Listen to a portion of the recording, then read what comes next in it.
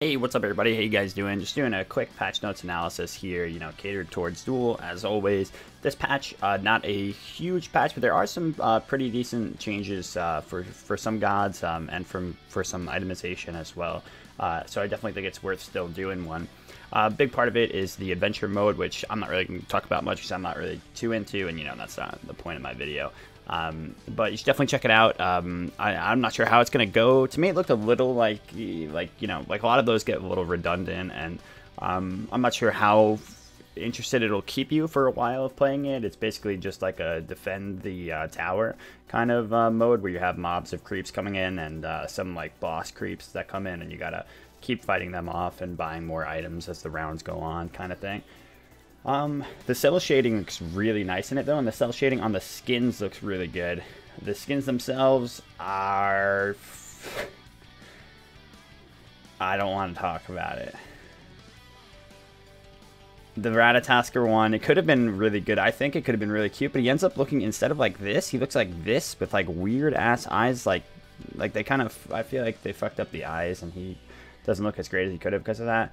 These I don't want to touch on, other than mad sexist objectifications of, especially Amaterasu. Like, why would you use Amaterasu of all the gods too? It's like, yeah, at least Daji, you can be like, okay, she's supposed to literally be like this sexual being, but it's like, and then you have the schoolgirl narrative. Like, I thought we were trying to do away with the fetish, the fetishization, I don't know how to say fetishization, but of schoolgirl, the whole schoolgirl narrative too, and yeah, high-res disgusts me so much with this shit.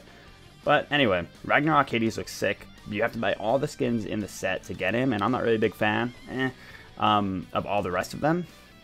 I really don't like any of them. A lot of people like this Discordia one, but it's just not my thing. I like the regular Cerberus more than this one. The effects on it really aren't so much for me, but overall it does look cool. I can see why people like the Discordia one. This one, DJ Om Ganesha, looks really well done. They put a lot of work into this. The guy that voices Vegeta does this skin's voice, apparently. And he does like a bunch of other ones in Smite that I knew he did some, but I didn't know about a lot of them. He does like Zeus, and I forget all the rest, so I'm just gonna go Zeus. And now this one.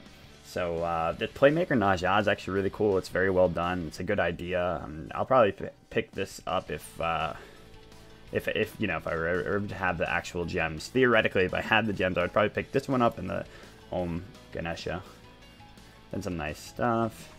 Blah blah blah. New mode.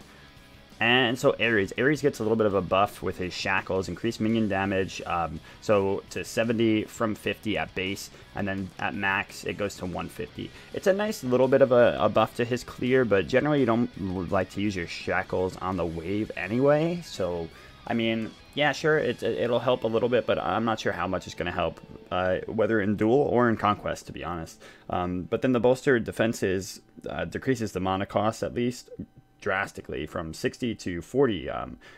So now it goes to 60 at his highest rank, whereas 60 was the base rank before. So that's a really nice change. Little buff for him, nice quality of life kind of thing too, where you can actually use the bolster defenses more in the early game and not have to be so conservative with it. Then we got Neith, who's actually got an increased base power from 35 to 38, and an increased base power per level from 2.3 to 2.5. And that's really cool. Neith's starting out even stronger right now than she was. Her burst game's going to be crazy, so you want to be on the lookout more. I think Neith will... I think she'll start to see a little bit more of a rise this season because of this change, and because there were just more people using her last season. I saw quite a little bit more Neith, and people have just been like, exploiting the fact that she has such strong clear and poke, and she can end games early, but that's really only against lower tier gods. She still struggles against the higher ones. But still, nice change for Neith.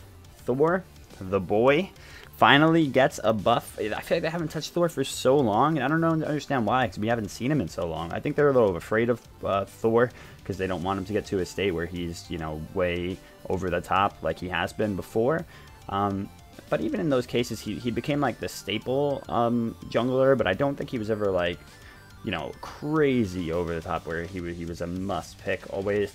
But anyway, they reduced the cooldown on Berserker Barrage from 13 to 11, and a reduced cooldown on a a core ability like that is very strong. It's going to help more with his clear. It's going to help more with his combo potential. Help more with needing knock-up invulnerability too, so that he could proc that more and try to avoid a knock-up. Cool, good change for him. Vulcan as well gets a buff, and Vulcan's a god that we will probably see more of this season as well already, because the mage itemization is stronger.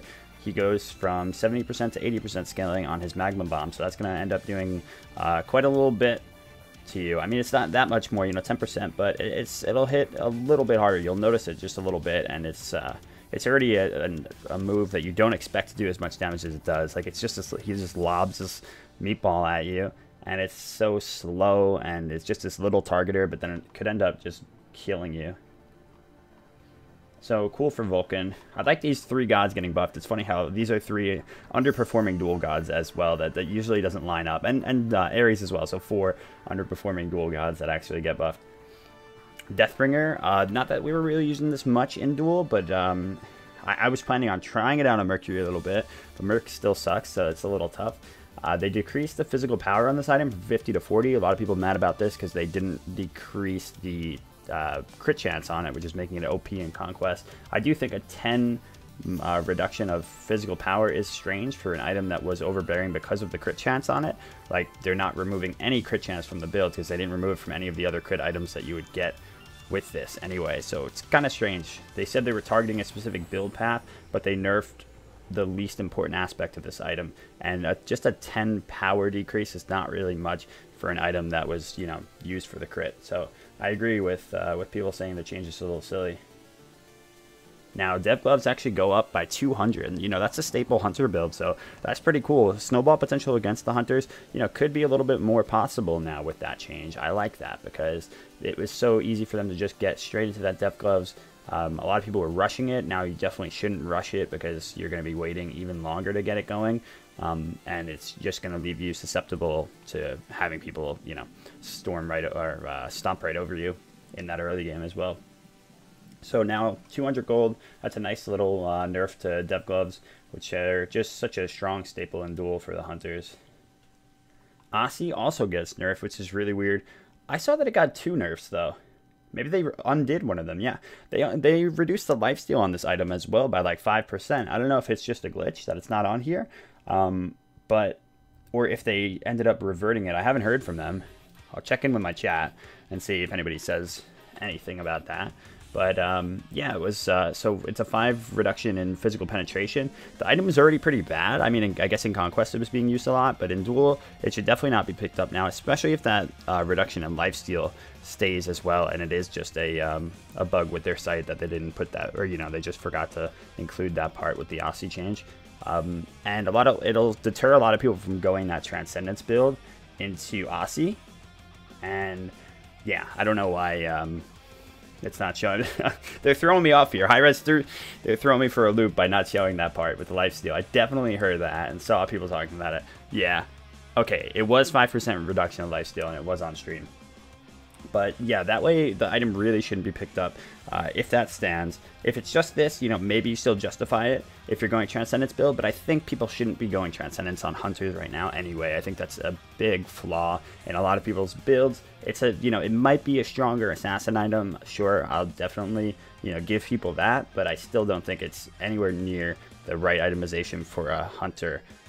Maybe needs Chiron kind of thing, where it's like the very burst-oriented gods, the Transcendence build. The reason, I tie those 2 items together, by the way, is you don't want to ever go Transcendence and Devos to double stack. It doesn't really work out for you. So people that go Transcendence end up going Aussie. So, end of the day, what I'm saying is that build is getting nerfed quite a bit here because Aussie is going down. But maybe not as much as I thought if they reverted the lifesteal change. That item took more explanation than I thought it would. Talisman of Energy. This one, I don't know. I still don't think it's going to end up being a good dual item. It's more of like a team fighting kind of item the way that its passive works and everything, but they ended up buffing it a lot. It's decreased stacks from 10 to 5, increased movement speed per stack from 1 to 2, increased attack speed per stack 1 to 2, and increased MP5 from 5 to 10. So they just reduced the stacks that it takes to get there to 5, and instead of 10 on minions, that's from killing minions, and now you can just get it off of, like, you know, nearly a full wave. And you just go off and you have the increased movement speed and the attack speed and everything off of that. But the, you know, the thing about this item, like I said, is that the passive and everything heavily team fight oriented, and I think that it lends more to a conquest or, you know, other non-dual type settings. So I think it'll still not be really dual oriented. Now Midgardian Mail actually gets a nice little 10 protection buff. It was really low down there at 30.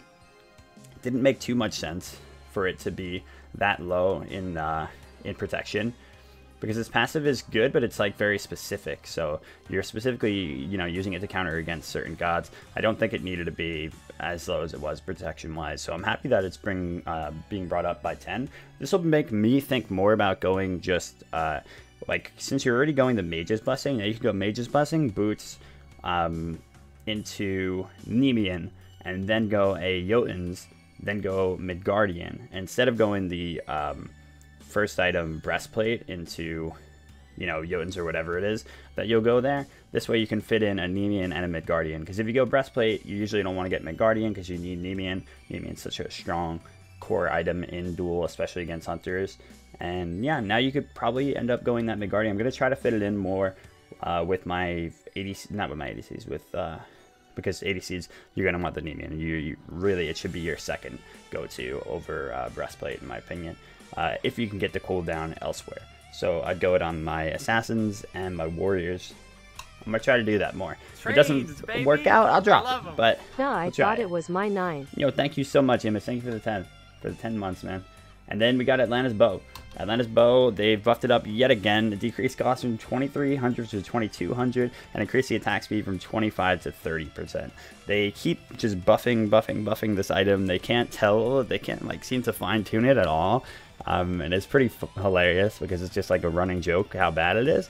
But maybe we'll see it now more often. I mean, 30% attack speed is a lot. It's not much gold anymore, and I don't know. I still think the core items are too strong over this. It's too much of like a bridge item that, or like a flex, you know, kind of weird item that there's not enough place for in duel. But we'll see. High hopes for all these changes. I think it's a good patch overall. Nothing bad for duel, unfortunately. You know, there's usually so many random conquest changes that can really cripple duel. But this ends up working out really well for us. Some nice little fun changes. Let me know what your favorite ones were. And thanks so much for watching, you guys. I will see you next time.